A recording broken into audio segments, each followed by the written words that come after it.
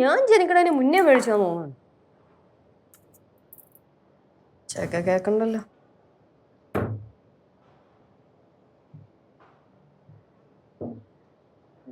ഇവിടെ ഇവിടെയും കേബിള്.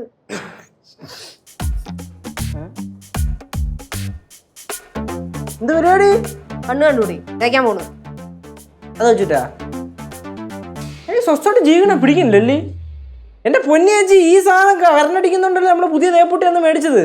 എന്നിട്ട് പുതിയതും കൊണ്ടേ കേടാക്കിയില്ലേ? ആര് കേടാക്കി? ആരാണെങ്കിലും എന്താണെങ്കിലും അതും കേടായില്ലേ? ഉപയോഗിക്കാൻ പറ്റില്ലല്ലോ, അതും ഷോക്ക് അടിക്കൂലേ?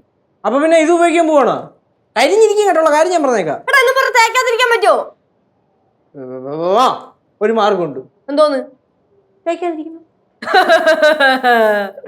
ഇത് പിടിച്ചില്ലേ? വേണ്ടെന്ന് പറഞ്ഞ ആവശ്യമില്ലാത്ത പരിപാടി. എന്നിട്ട് ഞാൻ ഒരു തവണ ഇളക്കി നോക്കിയതാണിത്. അന്ന് പറഞ്ഞില്ലേ ഞാൻ? അത് മൊത്തം ഇളകിയിരിക്കുക. ആ, ഒച്ചൊക്കെ കേക്കണ്ട അതിനകത്ത്. അത് വെച്ചാ തേക്കാൻ പോയേ. വേറെ ഓപ്ഷൻ ഇല്ലല്ലോ. ചേച്ചി ചേച്ചി തേക്കാൻ പോവാണോ? അല്ല, പാടത്ത് കൊയ്യാൻ പോവുക. എന്റെ 2 ഡ്രസ്സും കൂടെ ഉണ്ട്, എന്ന് തേച്ചരോ? ഒന്ന് പോയ കൊച്ചാടന്ന്. ഈ ലക്ഷണം കണ്ടിട്ട് എനിക്ക് തോന്നല്ല മക്കളെ തേക്കൊന്നു. കുഴപ്പമുള്ള അച്ഛനും അമ്മയും എല്ലാം ഒന്ന് ഒതുക്കിയിട്ട് വരണ്ടായിരുന്ന മോനെ.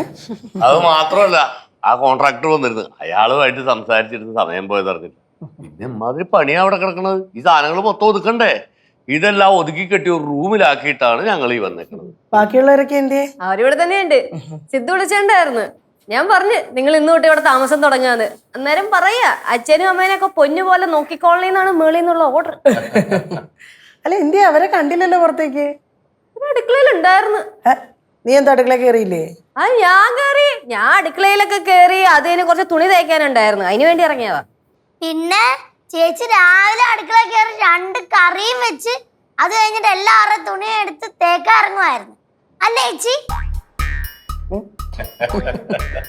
അല്ലേ യേശു, നീ എന്താ ഈ അയൺ ബോക്സ് കൈ പിടിച്ചിരിക്കണത്? ആ, ഇവളിപ്പൊ ചേച്ചി തേക്കിറങ്ങാന്ന് പറഞ്ഞില്ലേ, അത് ഈ അയൺ ബോക്സ് വെച്ചാണ്. അത് കംപ്ലൈന്റ് ആയത്. തൊട്ടാ കരണ്ടടിക്കും. അയ്യോ, ആണോ? അതൊന്ന് ഞാനും നോക്കട്ടെ. അല്ല, ഇത് ഞാൻ പറഞ്ഞോണ്ട് നോക്കിയായിരുന്നു ഫുള്ള്. നീ നോക്കുന്ന പോലെയാണ് അച്ഛൻ നോക്കുന്നത്. അധികം തന്നെ. കുഴപ്പമുള്ള അച്ഛൻ ഇതൊക്കെ അറിയോ? കൊള്ളാം, അറിയോന്നോ? രച്ചു, നീ കൊച്ചിനൊന്നും പറഞ്ഞു കൊടുത്തിട്ടില്ലേ? ഞാൻ എല്ലാം പറഞ്ഞു കൊടുത്തു. ഇവക്കെല്ലാം അറിയാവുന്നോ? പറഞ്ഞിട്ടില്ലല്ല. ആ, കണ്ട, അച്ഛൻ ആരാണെന്ന് പറഞ്ഞു കൊടുക്ക്. അച്ഛൻ KSEBിലെ ലൈൻമാൻ. എന്താ ചേച്ചി ചുമ്മാ തെറ്റിച്ചു പറയണേ? ഓവർ സീർ കേശു. മാതച്ചാ പറു, അച്ഛനുണ്ടല്ലോ KSEBിലെ AE ആയിരുന്നു. ആ, അങ്ങനെ പറഞ്ഞുകൊട്. എന്ന് പറഞ്ഞ എന്തുവാ? എന്തുവാ? ആ, തേങ്ങ അസിസ്റ്റന്റ് എഞ്ചിനീയർ അതായിരുന്നു അച്ഛൻ. നിങ്ങൾ വന്നോ? എന്താ പിള്ളേരെ വന്നിട്ട് പറയാതിരുന്നത്? ഈ ബാങ്കോട്ട് ഞാനിപ്പോ കനകത്തിനോട് പറയുമായിരുന്നു, അവരാന്ന് തോന്നുന്നു വർത്താനം കേൾക്കുന്നെന്ന്. കേശുവേ, ഓ, ആ ടെസ്റ്റർ ഒന്നും എടുത്തേ. ടെസ്റ്റർ വേണോ? ആ, എടുക്ക്. ഞാൻ നോക്കിയായിരുന്നു പറഞ്ഞോണ്ട്. നീ നോക്കുന്ന പോലെ അല്ല കേശു ഞാൻ നോക്കുന്നത്. നീ പോയി ടെസ്റ്റർ എടുക്ക്. എടുത്ത് കൊടുക്ക്. உங்களுக்கு குடிக்கிறதுக்கு டீ காஃபி ஜூஸ் ஏதாவது எடுக்கட்டா? അയ്യോ, ഒന്നും വേണ്ട. ഇറങ്ങാൻ നേരത്ത് കഴിച്ചിട്ടാ ഇറങ്ങിയത്. ആ, ടെസ്റ്റർ ഉണ്ട്, സ്ക്രൂ ഡ്രൈവർ ഉണ്ട്.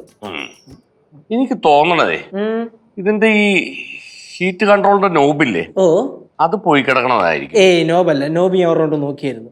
നീ നോക്കിയ? ചെറുതായിട്ട് പൊളിച്ചു നോക്കിയായിരുന്നു. ചുമ്മാ അല്ല ഷോക്ക് അടിക്കണത്, ഇവൻ നോക്കിയിട്ടായിരിക്കുള്ളൂ. അല്ലെങ്കിൽ ഇതിന്റെ പവർ പ്ലഗിന് എന്തെങ്കിലും കുഴപ്പമുണ്ടാവും. എവിടെ പ്ലഗ് പോയിന്റ്? എവിടെയാ? അവിടെയുണ്ട്, റൂമിലുണ്ട്, പിന്നെ അത് ഇവിടെയുണ്ട്. നമുക്ക് ഇവിടെ മതി. ആദ്യം ലൈൻ വരുന്നുണ്ടാ നോക്കാം. ഉണ്ടല്ലോ, ലൈനൊക്കെ ഉണ്ട്.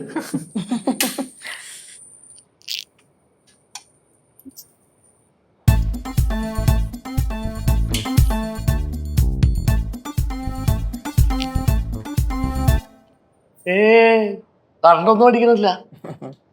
പക്ഷേ ഇവൻ ചൂടാവുന്നില്ല, അതാണ് പ്രശ്നം.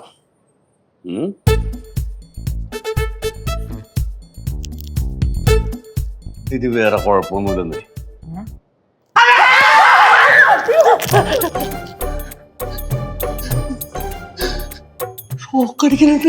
അതല്ലേ അവൻ പറഞ്ഞത്. കുഴപ്പമൊന്നുമില്ലല്ലോ. ഏ